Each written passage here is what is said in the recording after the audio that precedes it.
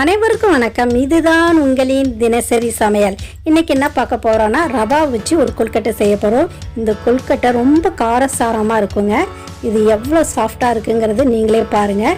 இது உள்ளுக்குள்ளேயே ரொம்ப ஸ்பாஞ்ச் போல் இருக்கும். இந்த கொழுக்கட்டை எப்படி செய்கிறது, இதுக்கு தேவையான பொருள் என்னென்னங்கிறத பார்க்கலாம் வாங்க. இப்போ மீடியம் ஃப்ளேமில் அடுப்பு பற்ற வச்சுட்டு ஒரு பேன் போட்டிருக்கேன். இந்த பேன் நல்லா சூடான பிறகு அதில் 1/4 கிலோ ரவா போட்டு வறுக்க போகிறோம். இப்போ நல்லா சூடாகிடுச்சு. இதில் 1/4 கிலோ அளவுக்கு ரவா சேர்த்துட்டு நல்லா வறுத்து விடுங்க.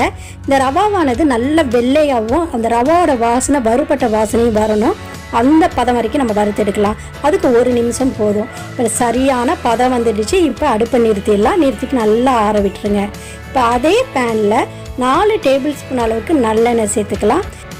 நல்லெண்ணெய் சேர்த்து செய்யும் போது இந்த கொழுக்கட்டை ரொம்ப சாஃப்டாகவும் வாசனையாகவும் இருக்கும். இந்த எண்ணெய் நல்லா சூடான பிறகு 1 டேபிள் ஸ்பூன் அளவுக்கு வெட்டின இஞ்சி துண்டு, 2 பச்சை மிளகாவோட பொடியாக வெட்டி வச்சுருக்கேன். இது 2த்தையும் சேர்த்துட்டு லைட்டாக வறுத்து விட்டால் போதும். இஞ்சி பச்சை மிளகா நிறம் மாறக்கூடாது, அந்த அளவுக்கு லைட்டாக வறுத்து எடுத்துங்க. வறுத்த பிறகு இதில் 5 டம்ளர் அளவுக்கு தண்ணி சேர்த்துக்கலாம். இந்த தண்ணி அளவானது நம்ம ரவா உப்புமா செய்கிறதோட கொஞ்சம் அதிகமாக இருக்கணும்.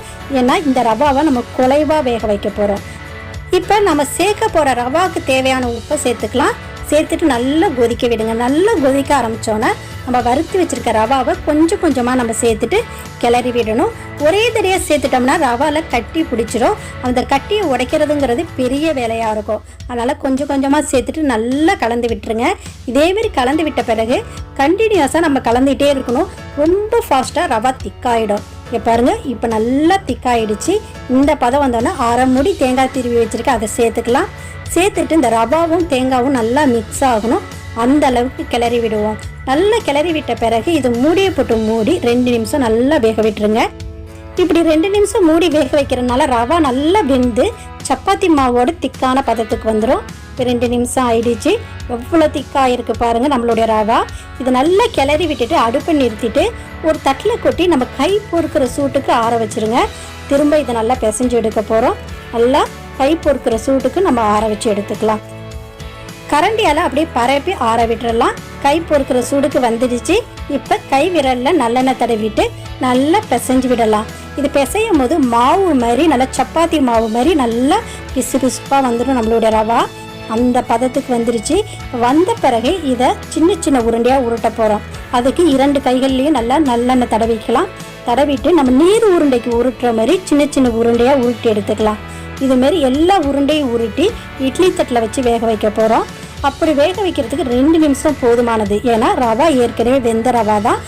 இந்த பால் ஷேப்புக்காக தான் நம்ம இட்லி பானையில் வேக வைக்கிறோம். இதுமாரி உருட்டி இட்லி தட்டில் துணியை போட்டு எல்லா உருண்டைகளையும் இதில் அடுக்கி வச்சிடலாம். இதுமாரி அடுக்கிட்டு துணியால் மூடிட்டு இட்லி பானையில் 2 நிமிஷம் மட்டும் வச்சா போதும். இது பால் ஷேப் நல்லா சூப்பராக வந்துடும். இதுமாரி மூடியாச்சு. இட்லி பானையில் வச்சுட்டு 2 நிமிஷம் நல்லா வேக விட்டுருங்க. நல்லா வேகட்டும். இப்போ 2 நிமிஷம் கழிச்சு இது திறந்து பார்க்கலாம். இப்போ 2 நிமிஷம் ஆயிடுச்சு. இங்கே பாருங்கள், துணியை எடுத்துகிட்டு பார்ப்போம். சூப்பராக இருக்குது பாருங்கள். நல்லா ஷைனிங்காகவும் ஆகிருக்கு. இது அப்படியே எடுத்து ஆற விட்டுறணும். நம்ம கொழுக்கட்டை நல்லா ஆறிடுச்சு, நல்லா சாஃப்டாகவும் இருக்குது. இதுதான் உப்பு நீர் கொழுக்கட்டை. இப்படியே சாப்பிட்லாம். இப்போ திரும்ப நம்ம அடுப்பை பற்ற வச்ச எண்ணெய் சட்டி போட்டிருக்கேன். இதில் லோ ஃப்ளேமில் அடுப்பை பற்ற வச்சுருக்கேன்.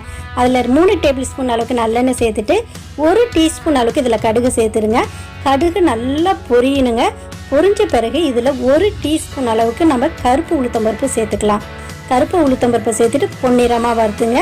இது நல்லா பொன்னிறமாக ஆன பிறகு 10 முந்திரி பருப்பை நல்லா பொடியாக வெட்டி வச்சுருக்கேன், அதை சேர்த்துட்டு வறுத்துக்கலாம். முந்திரி பருப்பு எவ்வளோ பொடியாக வெட்டுறீங்களோ அந்த அளவுக்கு டேஸ்ட் கொடுக்கும். இது நல்லா கலந்துட்டு இந்த தாளிப்புக்கு தேவையான அளவு உப்பு சேர்த்துட்டு கலந்து விடுங்க. ஏன்னா கொழுக்கட்டையில் ஏற்கனவே உப்பு போட்டிருக்கோம். இப்போ 1/2 டீஸ்பூன் அளவுக்கு மஞ்சத்தூள் சேர்த்துட்டு கலந்துப்போம். அடுத்தது 2 கொத்து அளவுக்கு கருவேப்பிலை போட்டு பொரிய விட்டுட்டு அடுப்பை நிறுத்திடலாம். அடுப்பை நிறுத்தின பிறகு 1/2 டீஸ்பூன் அளவுக்கு மிளகாத்தூள் சேர்த்துட்டு நல்லா கலந்து விட்டுட்டு அதில் நம்ம ரெடி பண்ணி வச்சுருக்க கொழுக்கட்டையே சேர்த்துக்கலாம். மிளகாத்தூளும் கொழுக்கட்டையும் அடுப்பை நிறுத்தின பிறகு தான் சேர்க்கணும். ஏன்னா ரொம்ப கருப்பாயிடும். அதுக்காக நம்ம அந்த ஸ்டேஜில் தான் சேர்க்கணும். இப்போ நல்லா கலந்து விடுங்க. கொழுக்கட்டையோட நம்ம கலந்துருக்க எல்லா தாளிப்பும் மிக்ஸ் ஆகணும். இப்போ நம்மளுடைய மசாலா ரவா கொழுக்கட்டை ரெடி ஆகிடுச்சு. பார்க்க மட்டும் இல்லைங்க, டேஸ்ட்டும் செம சூப்பராக இருக்கும். எவ்வளோ சாஃப்டாக இருக்குங்கிறது நீங்களே பாருங்கள். மற்ற கொழுக்கட்டையெல்லாம் நம்ம செய்யும் போது காலையில் செஞ்சோம்னா சாயங்காலம் கொஞ்சம் ஹார்டாகிடும். ஆனால் இந்த ரவா கொழுக்கட்டை காலையில் செஞ்ச மாதிரியே நீங்கள் நைட்டு சாப்பிட்டாலும் அவ்வளோ சாஃப்டாகவே இருக்கும். சூப்பராக இருக்கும், வித்தியாசமாகவும் இருக்கும். இந்த கொழுக்கட்டையை நீங்கள் உங்கள் குழந்தைங்களுக்கு செஞ்சு கொடுங்க. இந்த டிஃபனாக கூட சாப்பிட்லாம், எந்த சைட் டிஷ்ஷும் தேவையில்லை. நம்ம சேனலில் கிவ் அவே போயிட்டுருக்கு, அதுலேயும் நீங்கள் கலந்துக்குங்க.